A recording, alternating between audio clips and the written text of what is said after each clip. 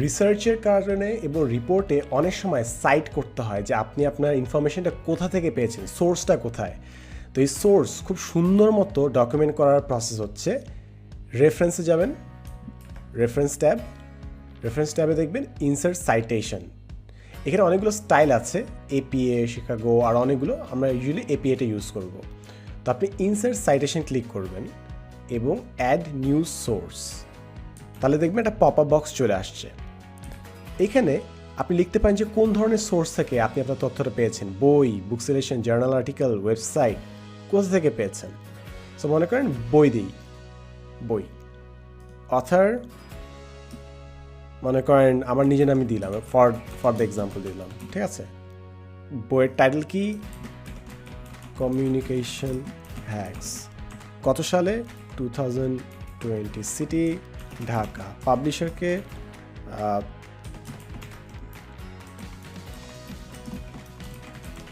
ওকে, সব কিছু লিখে ফেলেছি।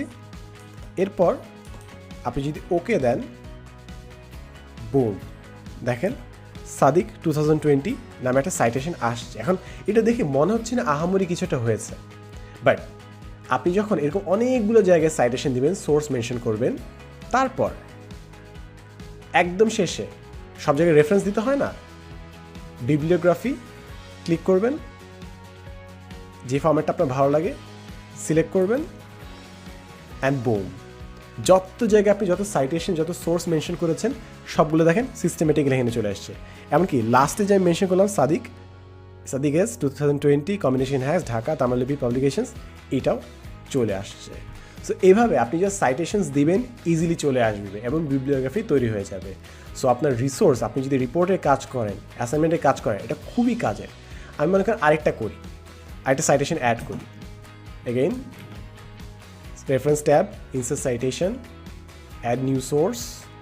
এবার মনে করেন ওয়েবসাইট থেকে, আপনি কোনো একটা ওয়েবসাইট থেকে কোনো একটা তথ্য নিয়েছেন, ঠিক আছে।